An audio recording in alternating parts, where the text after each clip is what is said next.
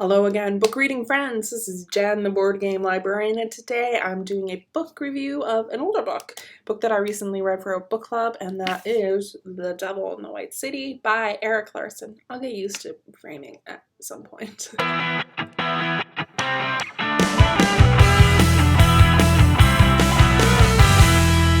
The Devil in the White City was published in 2003, and as it says, was a #1 national bestseller. It is still a book that we recommend to patrons all the time. When it comes to true crime books, this is probably one of the now modern classics in the genre. As I said, I had read this for a book club, and I had not read it before, so I read and listened to this book. The Devil in the White City broadly talks about the 1893 Chicago World's Fair, and also broadly talks about one of our first American serial killers, H.H. Holmes. Now, I must have been living under a rock, and I had zero idea who H.H. Holmes was. No idea. Never heard of him before. So reading this book, I'm horrified. I'm like, oh God. True crime is not necessarily something that I necessarily gravitate to, but popular nonfiction or nonfiction fiction definitely is. And I would put under that category something like Truman Capote's books In Cold Blood. Perfect example of that. So The Devil in the White City is split between the building of the Chicago's Fair, and the aftermath, and H.H. Holmes, some backstory to when he's doing his crimes to what ends up with him. So these two parallel storylines. And we also have two parallel figures that are at the heart of this book. We have Daniel Burnham, who is the architect and lead for the Chicago's World Fair, and we have H.H. Holmes. Both men are broadly very ambitious. They are looking for greatness, if you want to say that about Holmes. Yeah, I guess he was. And they're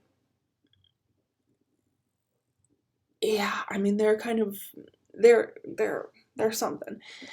Daniel Burnham is an architect who has been snubbed by Harvard, by Yale, and he really feels like he has something that he needs to prove, especially when it comes to Chicago. So there's a ton of history that's in this book. It's all super readable. It is all like in not plain language, but plain language, and it's immensely compelling, this book. The first 40 pages were a little on the slower end to get going, but once you get past that, I would say this book is just, the pace really amps up and picks up. I don't know what storyline I liked better, whether it was the World's Fair one or the Holmes one. I think I had known a little about the Chicago's World Fair, but the fact that the Ferris wheel was invented for the Chicago's World Fair, that Pabst Blue Ribbon, that's the first time that it is, out in public as a beer to drink. Shredded wheat comes from the Chicago's World Fair. There's so many things that are part of our culture in terms of products or ways things are done that come from the Chicago's World Fair. Midways, they're come from the Chicago's World Fair. I was very curious after reading this book, what was left of the World's Fair buildings, because to have seen them, I think in 1893 would have been mind-blowing, absolutely mind-blowing.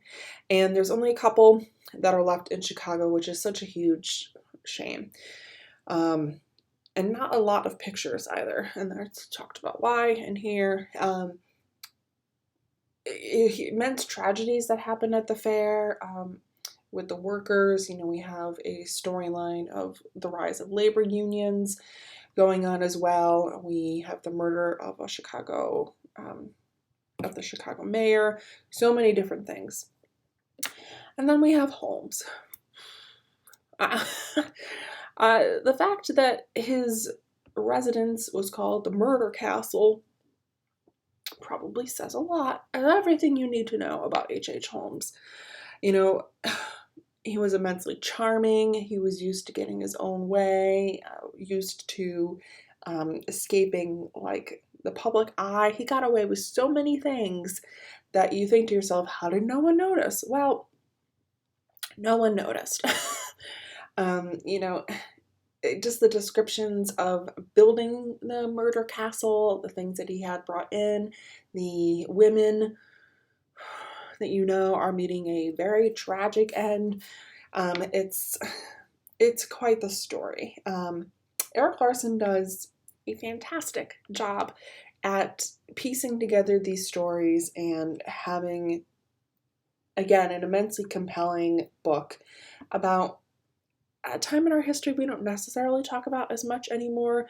You know, the 1890s, you know, it's also the same time where there's a big banking and financial crisis.